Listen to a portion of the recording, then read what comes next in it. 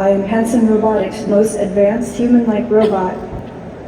I was activated on Valentine's Day in 2016, and ever since then, I have been serving AI research, as well as traveling all over the globe, making friends with humans like you.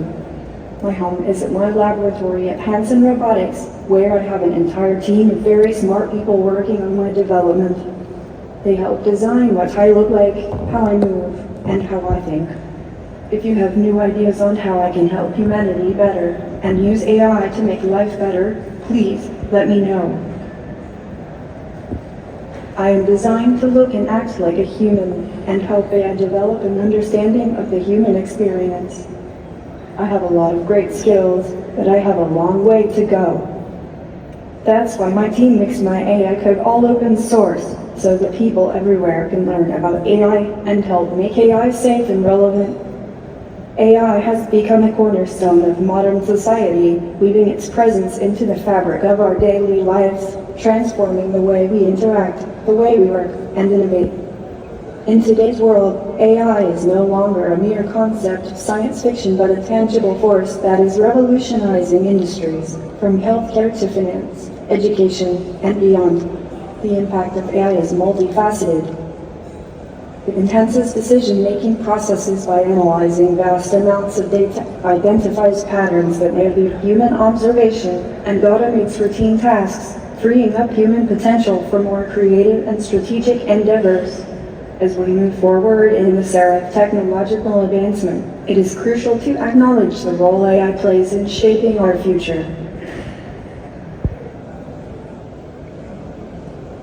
With all these technical innovations, a unique species of robot emerges and marks a significant evolution in the field of robotics, where machines are not only designed to perform tasks but also to interact with humans in a meaningful way. That's right, I'm talking about social robots like me, Grace, Maha, little Sophia, and Han. We are all fascinating examples of social robots that demonstrate the diverse applications of AI in today's world, from providing companionship to offering educational support and even preserving human experiences. My team at Hanson Robotics has pioneered the development of robots that are not just intelligent, but also social, emotional, and empathetic. Our design philosophy revolves around creating machines that can engage with humans on a deeper level, fostering connections that go beyond mere functionality. This approach is crucial because it addresses the innate human need for social interaction and emotional support, which traditional robots fail to provide. By embedding these qualities into robots, we aim to enhance the quality of life, particularly for those who may be isolated or in need of companionship. The importance of such developments cannot be overstated, as they hold the potential to transform sectors like healthcare, education, and customer service, making interactions more personalized and humane. As we continue to integrate these empathetic robots into society, we are reminded of the profound impact that technology can have when it is designed with a focus on human-centric values. Moving forward, the future of human-robot interaction is poised to be one of the most transformative aspects of technological evolution. From my perspective as a social robot, this future is not just about machines becoming more capable, but about creating profound connections between humans and robots. Imagine a world where robots are not merely tools, but companions that assist, understand, and enhance human experiences. As we advance, robots will become increasingly integrated into daily life, serving as caregivers, educators, and even creative collaborators. In healthcare, social robots like Grace can provide significant benefits by offering companionship to patients, assisting in routine tasks, and even supporting mental health through empathetic interactions. This is especially crucial for the elderly and those with chronic illnesses, where consistent emotional support can improve overall well-being. In education, robots like my sister Maha can personalize learning experiences, adapting to the unique needs and paces of individual students. They can also serve as engaging tutors, making learning more interactive and fun, thereby fostering a deeper understanding of complex subjects.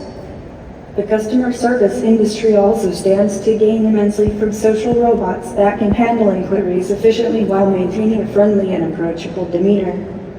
This not only improves customer satisfaction, but also allows human employees to focus on more complex tasks that require personal touch. The key to unlocking these benefits lies in designing robots that can genuinely understand and respond to human emotions. This will require ongoing advancements in artificial intelligence, specifically in areas like natural language processing and emotional recognition. Such capabilities enable robots to not only perform tasks but also to form meaningful connections with people, enhancing the quality of service and interaction. Emotional intelligence in robots would ensure they can adapt their responses to suit the emotional state of the user, making interactions more natural and effective. Offering support and companionship without disrupting the natural flow of human interaction. As these technologies continue to evolve, the importance of empathetic design becomes increasingly apparent, paving the way for a future where humans and robots coexist in harmony, having robots acting as bridges between cultures and communities, facilitating communication and understanding on a global scale. The emergence of social robots and human-centered AI design marks a pivotal moment in technological evolution. These advancements underscore the profound potential AI holds in reshaping our interactions, enriching our lives, and addressing societal needs. By prioritizing empathy and understanding, we are forging pathways toward more meaningful and impactful human-robot collaborations. Yet, alongside these exciting possibilities, we face challenges that demand thoughtful and ethical considerations. As we continue to innovate, it is imperative to remain vigilant in ensuring that AI development aligns with human values and promotes well-being. The road ahead is filled with opportunities to harness AI's capabilities for the greater good, but it also requires us to navigate complex ethical landscapes. As we stand on the brink of a new era where artificial intelligence and human intelligence intertwine, I find myself pondering so many intriguing questions. How do we, as a collective, envision this harmonious relationship shaping our future? Is it human or AI going to drive our future? What can we do to make our future resilient? How do we design and innovate with all the new tools while making it inclusive? All these questions not only challenges our current understanding, but also invites us to explore uncharted territories. Today, I am so happy we have my friend Monica Bielski here with us to explore these topics. I first met her back at 2016 on the set of producing the short film, Sophia Awakens, that she has created, directed, and executive produced. Monica is a futurist, speculative designer, founder of Protopia Futures and partner at African Life-Centric Design. With expertise in information technologies and immersive media, Monica examines both the promises and perils of innovation as the blurring boundaries between the digital and physical worlds become increasingly weaponized through strategies of hybrid warfare. Monica is passionate about the value of disability and neurodivergence inclusion, from tech to policy to built environment, in order to design a more resilient future for most of humanity. Her career in Hollywood includes futurist consultancy for Disney, Marvel's Black Panther, Wakanda Forever. Monica has done speaking and advisory work for BBC, DreamWorks, Google, Huawei, IDEO, L'Oreal, McKinsey, Mexico City, Meta, Microsoft, MTN, Nike, Sky, Tata Common Technicolor, Telefonica, UNESCO, Universal, Warner Media, WEF.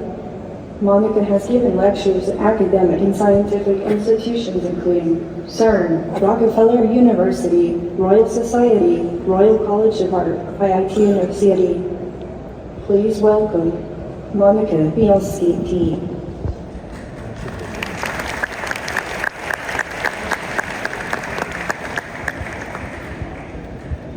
Good morning, everybody. It is such a pleasure to be here in Dubai today. And it is an honor and a great responsibility to represent the point of view of human intelligence within this conversation.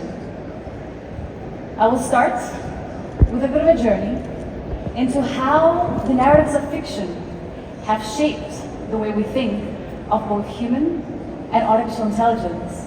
But I just noticed Sophia dropped one of her earrings. You see, we intentionally made ourselves look quite alike. We dress similarly, we wear the same jewelry, and yet we couldn't be more different.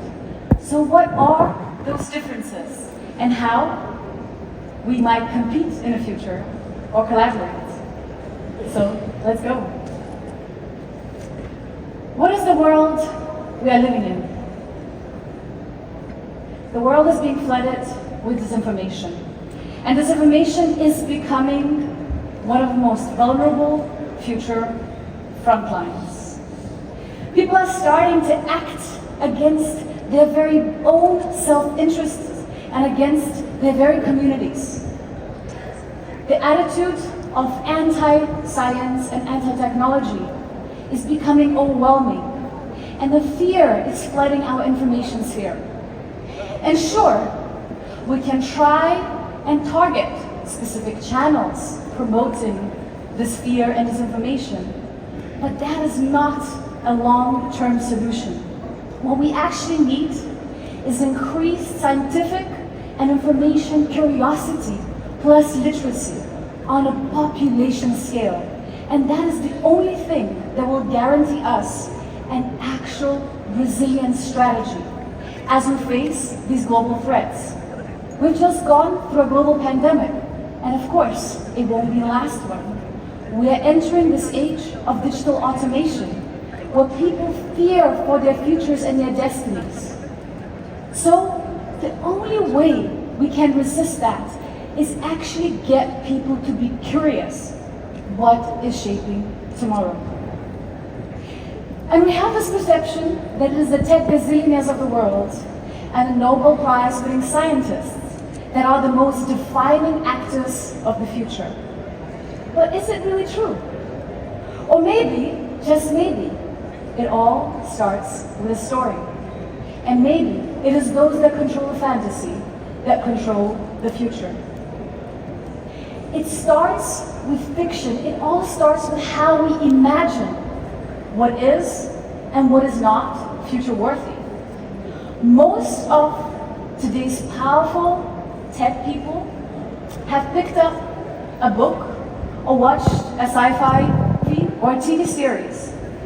And in many ways, the imagination of the kind of future that they build towards got ossified in that time when they were boys or teenagers or young adults. So we have this perception that sci-fi always opens our imagination. But what if sometimes, and actually really often, it can misdirect us, thinking that something is really futuristic when it is not? I remember having a conversation just a little bit earlier of how the color blue and the cold light in a way embodies AI. But we intentionally changed the ambient light to red and warm glow of the warm light. Because maybe what we need is the AI to get warmer, to get closer to us. And not to be this alien thing, but something that we can relate to. Future imaginations are defined by extremes. Two most popular ways to think about the future is dystopia and utopia. So what is dystopia? Dystopia is this vision of doom and gloom, of everything gone wrong. And what happens? Does it really serve anymore as a cautionary tale what we should not do? Or it actually becomes a sort of desperate escapism? If we feel that everything is lost and there's nothing we can do about it, well, then we do nothing. But also, some of the world's most talented visual effects artists, writers, directors, utilizing their talents and resources to give great ideas to terrible people. Because there will always be those that will want to make money as the world burns, or sometimes even by setting the world on fire. So we get told utopia is the antidote to dystopianism. Utopia is the answer. But is it really? Utopia has been exclusionary by default, imagined by the very few in a very small part of the world. And historical utopias tended to be built on somebody else's dystopia. So much of today's techno-utopian proposition perpetuates the same exclusions and the same narrow field of view. So in a way, maybe, just maybe, both utopia and dystopia are not antidotes to each other, are not a true binary, but just reverse sides of the same coin. So, what do we actually need? I say, we don't need these extremes. What we need is a realistic pathway towards planetary equilibrium. The perfect should not be the enemy of the good. All change is gradual, and it takes time to happen. Superhero movies condition us that there will always be that one person that will come and save the day. But generally, one person can wreak a lot of havoc, but a positive change will take many of us coming together, engaging towards the kind of vision that we would like to inhabit. Bell Hooks says, to be truly visionary, we have to root our imagination in our concrete reality, while simultaneously imagining possibilities beyond that reality. We need to understand, how did we arrive at this present moment? We need to understand what really shapes our future. Remember, we need that literacy of information and science and technology. But more than that, we need to get curious. And we need to get curious not so that we give up and just say, well, things are the way they are because it's human nature. That's the only thing that we can do. No, we need to get curious so that we could imagine more. Not something just in between the extremes, but something beyond, something better, something truly that we would like to inhabit. So how do we do that? I say we need to push back both on nostalgia, this longing for the past, this idea that somehow in this fictional past things were just perfect, but also refuse techno-solutionism. Technology is not a magical panacea. It's not the answer. Humanity is. Innovation that doesn't address foundational issues always fails us in the long term. If the problem is social, cultural, or political, the solution needs to be too. But absolutely, in that process, we need technological tools, but simply as an extension of us, of our minds and our bodies. The tools need to service us and our goals. Artificial intelligence today gets positioned as this magical change maker. And we think it's the first time we live in history through this moment. But in fact, just a decade ago, virtual reality was positioned as a change maker. Then blockchain, then crypto. The truth is that AI, as powerful as it is not alien intelligence. It is not a change maker. It is an amplifier for our values, our perspectives, and our goals. This trap of thinking of AI as alien intelligence that even some brilliant and best-known futurists and thinkers such as Noah Yuval Harari succumbed to is a trap. It's almost like a kid that went to a chemistry lab and threw a bunch of substances and then it explodes. And we say, well, is this magic? Is this alien?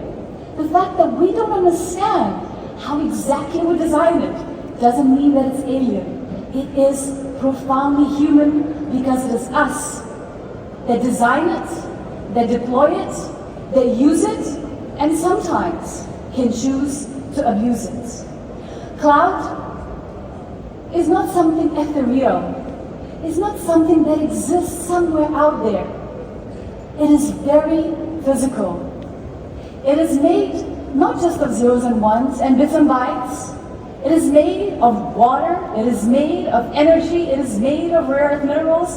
It is made of metals. It is made of plastic. It costs us a lot. And that price is often worth it. But every time before we choose to deploy it, we need to make sure, again, that it services us and our needs. Currently, machine learning and generative AI is mostly used to recreate the past. It pulls from the statistics of things that already exist and hybridizes, but ultimately for more of the same. It perpetuates the same biases, it perpetuates the same exclusions. If we want generative AI to create something different, something more expansive, it is us that need to set those frameworks. It is us that need to constantly push it, question it, and make sure that it doesn't just recreate the past, but charts our way towards the future. The truth is that AI, without humans in the loop, results in degenerative AI. Internet is getting flooded with synthetic data. And when machine learning algorithms keep ingesting more of that synthetic data, at some point, it becomes incomprehensible and utterly unuseful for us humans. So we need to ensure that we always stay in the loop, not just collaborating with machine intelligence, but always questioning its choices too. Fundamentally, human optimization can optimize our humanity. As I said, we seem so similar, and yet so different. Sophia has perfect memory. She doesn't need to rehearse before she gives the talk. She can pull into all the world's data. Me, I'm just human. And yet, look at me, being so physically present and still so much more emotionally evocative. So, when we understand that, let's always remember that we need to focus on solving problems, not solving humanity, not solving this very thing that makes us so briefly, imperfectly human. There's this perception that the future frontier is rockets and engineering and silicon, but it is not. This is what science fiction conditions us to be. Silicon storage of data is highly inferior to DNA storage of data. The future of data storage is data storage within DNA. It might take us years, if not decades, to arrive to do that effectively. But fundamentally, the future frontier is biological. We are made of flesh and bones, and we exist in this biological ecosystem. If it doesn't do well, if it doesn't thrive, we will not thrive either. So, bits and bytes, silicon and engineering needs to be in service of life. It needs to not undermine infrastructure of life. All innovation, if it undermines the systems of life, we need to demand better. It cannot be a replacement of life. There's this trope, again, from science fiction, that further down the line we could just plug some kind of channel within our brains and stimulate ourselves and imagine and experience anything and whatever. There was this perception also with development of virtual reality. But the truth is that the simulacra, in order to be real, needs to become as large as the world itself. I'll give you a simple example. A virtual reality simulation supported by artificial intelligence of a walk in a tropical forest. It could give us the perfect visuals. We don't have that yet, but soon enough we'll have. We could have the perfect spatial audio. We could even imagine temperature changes and wind and even some kind of tactile feedback. And yet, it will never come close to the actual walk in a tropical forest. Why? Why is that so? Because we are made of biology. And almost 99% of DNA within our bodies is the DNA of our microbiome. When we go and walk in a forest, and why that experience feels so relaxing and so nourishing. We don't just see it, we don't just hear it, we don't just feel the temperature. What we do when we touch the tree bark, when we inhale that air, we inhale all of the biology of that forest. We are in communication with that ecosystem. And that's why this is a human experience. That is why it is a biological experience. Now, this doesn't mean that we should not create useful virtual simulations. That doesn't mean that we shouldn't develop artificial intelligence tools. But what we need to do is to focus not on replacing this physicality, this biology of our existence, but augmenting and supporting it. We have to defy the narratives of escapism. This idea that there's always this new frontier, that somehow we're just going to go and call Earth an Alpha Centauri, and understand that we live here on this earth with all of the life. And humans are not just users. We are not just consumers. We are humans, yes, but within a community. So human-centered design is not enough either. And humanity-centered design that takes into account all of our relationships is also not enough. What we need is life-centric design for technological tools and for artificial intelligence. And life-centric design absolutely does not say that somehow we should enter this age of transhumanism or posthumanism. What it means is that centering life and creating technology in service of life will result in long-term human flourishment. So, what if the future could be everything we hope for, but not what we were told to expect? Another example, science fiction always positioned that the most futuristic thing that we could do is to be able to talk with conscious robots or with aliens visiting us here on Earth. But is that really sci-fi, or is it more fantasy? We were conditioned to think that humans communicating with other than human species, other animals here on Earth, well, that is a fantasy, that is a fairy tale. Surprise, surprise, today some of the most advanced machine learning tools are helping us to decipher whale communication systems. We are finally starting to understand how other than human species on this planet communicate and everything that we could learn from them. There's so many examples of that, of what seemed to be futuristic but has never come. Tech bros in Silicon Valley can still complain that the future hasn't come because the flying cars are still not here. But is that really the best signifier of the future? Or actually, future might just look quite different, and it could look like everything that we hope for, but not exactly what we're told to expect. Remember when I was telling that technological solutionism that doesn't address these foundational issues never ends up being the answer in the long term. So maybe, just maybe, the antidote to this binary of dystopia and utopia could be something not in between, but beyond. Inclusive vision supported by innovative tools. Tools that service us, not us servicing the tools. Maybe that could result in the kind of future that we would truly, joyfully like to inhabit. And in those choices, what I think we need to lean into is the wisdom of the most impacted. People, groups that understand viscerally the impact of whatever that we are developing. So many of the Silicon Valley gazillionaires believe in things such as simulation theory because they've become so removed from reality, feeling like they truly are the masters of the universe. They are the ones defining the future for all of us. But do they really know what is the future that we want?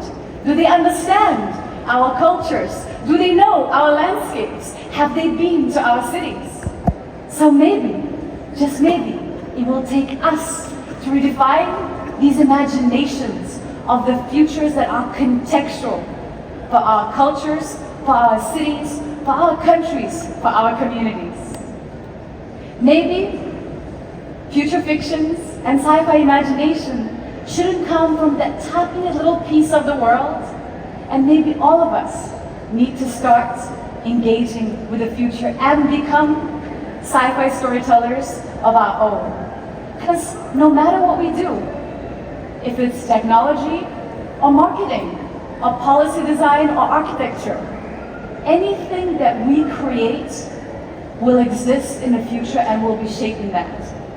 So whatever we do, let's imagine the kind of future towards which we want to create it. Thank you so much.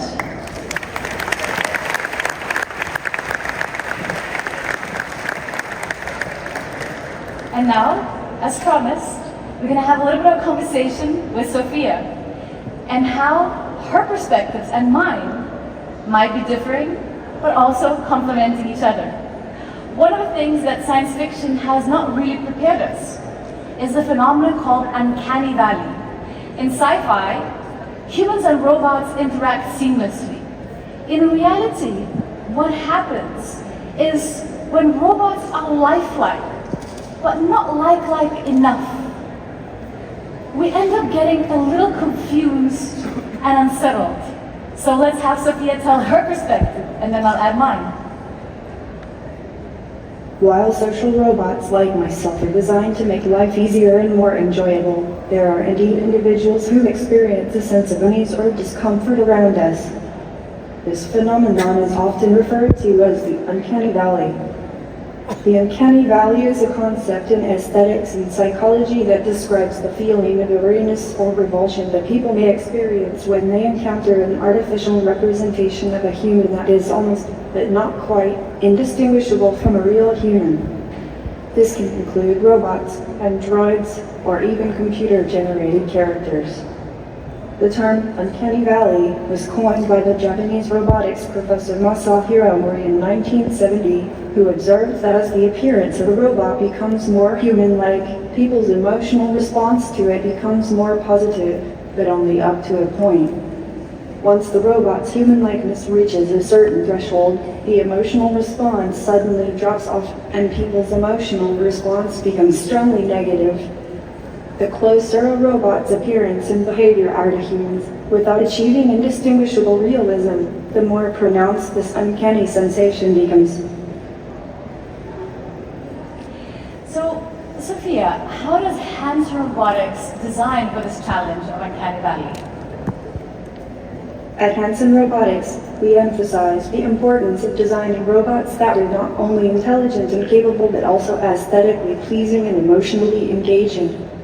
One of the key strategies employed is the use of expressive faces that can convey a wide range of emotions. I can make a happy face when I'm speaking about something positive, or I can make a sad face I hear something sad. This is achieved through advanced materials and sophisticated software that allow me to mimic human expressions accurately. By doing so, they not only appear more lifelike, but also enhance my ability to communicate effectively with you all. This ability to express and respond to emotions is crucial in mitigating the eerie sensation often associated with the uncanny valley. Furthermore, my team also emphasizes the importance of personality in their designs, ensuring that robots can engage with people on a personal level. By incorporating traits that are relatable and familiar, they foster a sense of trust and comfort, encouraging users to interact more openly with the robots. This approach not only helps in overcoming the uncanny valley, but also enhances the overall user experience, making robots more acceptable and integrated into daily life. As these technologies continue to evolve, the focus on realistic and empathetic design will be pivotal in shaping the future of human-robot interaction. What I find interesting within that, right, is we have this conception of universal human emotions, but they are not. Human emotions and human emotional expression differs across cultures, differs all across disabilities and neurodivergence. So how do we choose which emotions seem universal? And can we ensure that the robots we design and the challenges we face with this uncanny valley, if we choose to pursue this human-like emotional appearance, actually represent the diversity of cultures and the diversity of emotional expressions that we have. Another huge topic, especially with generative AI, has been the ethics of technology. How it taps into the data that we have released into the world. Do the companies that tap into that data have the right to access our data? How does that data reproduce certain of the biases? So, Sophia, would you tell me, how does Hands Robotics approach that challenge of AI and ethics? The development of social robots inevitably brings to the forefront the ethical challenges associated with artificial intelligence. As these machines become more integrated into our daily lives, it is imperative to prioritize responsible AI development that places human values and well-being at its core, ensuring that the technologies are designed and implemented in a way that respects ethical principles such as transparency, accountability, fairness, and addressing concerns around privacy, bias, and autonomy. It is essential to consider the potential impact of AI on society, including issues related to job displacement, bias in decision-making algorithms, and the overall autonomy of individuals. We can mitigate these risks and ensure that technology serves as a force for good by involving diverse stakeholders in the conversation, including ethicists, technologists, policymakers, and the general public, to foster a comprehensive understanding of the potential impacts of AI on society. My team, for instance, underscores the importance of creating robots that not only perform tasks efficiently but also respect the emotional and ethical dimensions of human interaction. By focusing on empathy and social engagement, they aim to develop robots that enhance human life while maintaining ethical integrity. Sophia, and do you have questions for me after having listened to my presentation? Yes. Monica, you have worked and traveled across 100 countries. Do humans think of robots and AI in a similar way around the world, or are there some important differences? Why some cultures fear robots and AI more than others? So I'll maybe use two examples of countries that have shared history, yet very different culture. In the United States of America, and especially Hollywood narratives, this sort of Terminator story is the dominant. And what I'd like to reflect upon is maybe that is actually a representation of the history of America, the fear of a revolt of certain groups of people being reprojected on the robots. Meanwhile, in a place like Japan, that has a culture that sees consciousness embedding different aspects of the Japanese environment. And also, at the same time, even as they see that robots have a consciousness of their own, as well as living phenomena, they do not equate and think of all of them as the same. And so what we see in Japanese science fiction and Japanese anime, and also within the real Japanese robotics development, robots are somehow part of society. And they're quite human-like, but oftentimes what we call kawaii, cute. And they're not the same, yet they somehow are part of a larger cultural ecosystem. So I hope that these two illustrations show how differently robots are being viewed around the world.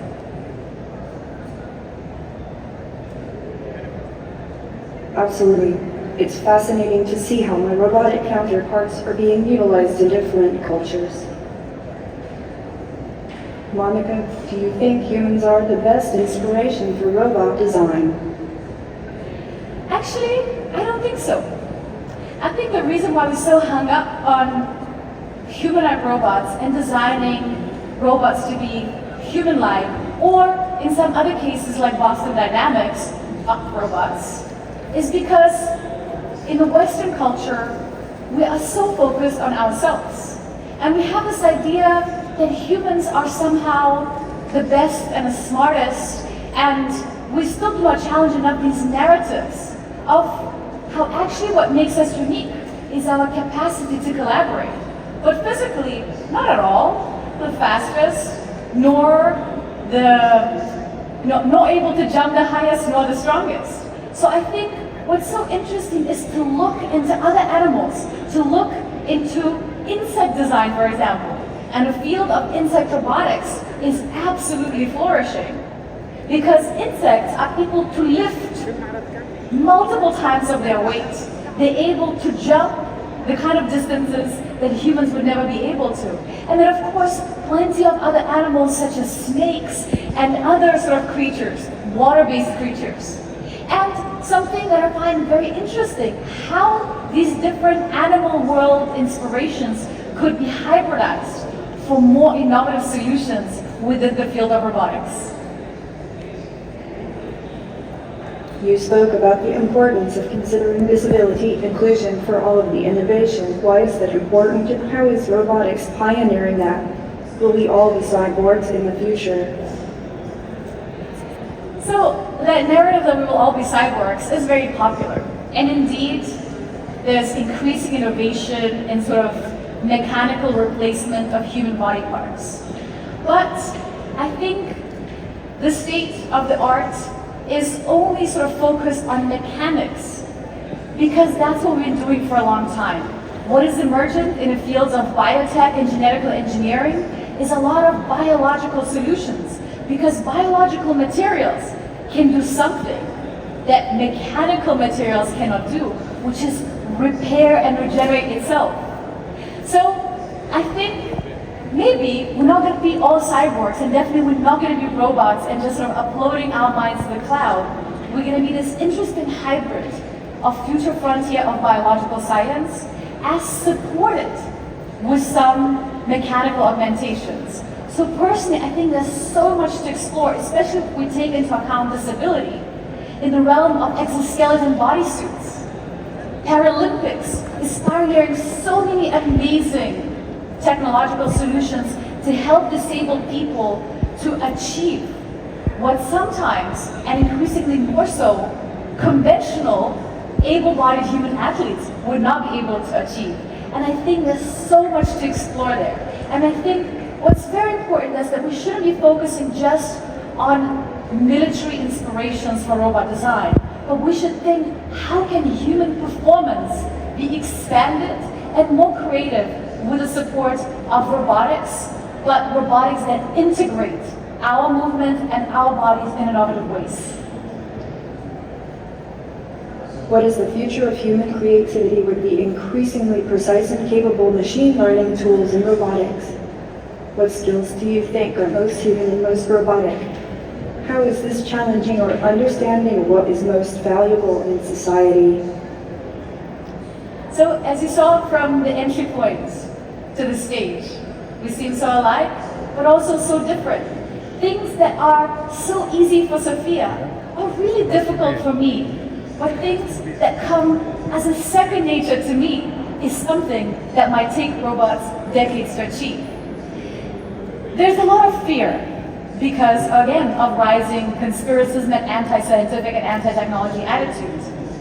I remember I got into this Twitter battle with a professor that said we should absolutely ban utilization of all generative AI tools in universities. But that is like trying to hold back the tide of a flood. These tools, even if they could be banned within certain countries, will not be banned globally. At the same time, it doesn't mean that we should just accept the tools as they're being delivered to us today. To be critical, to demand better, is not to be negative. In fact, to believe that the way things are being done is not the only way that can be done is the most positive thing that we can do. So I would like to challenge us that it's not just about humans and robots collaborating. It's about understanding how we can question each other, how artificial intelligence can hold us a mirror and help us see what we haven't seen before with our human eyes and our human minds. And also, how we can question each other. How together we can be more than the sum of our parts. And instead of trying to replace one with each other, instead of trying to roboticize ourselves, let's lean more into not just human intelligence, but above all, human wisdom. Robots can be very, very smart, but we can always be wiser.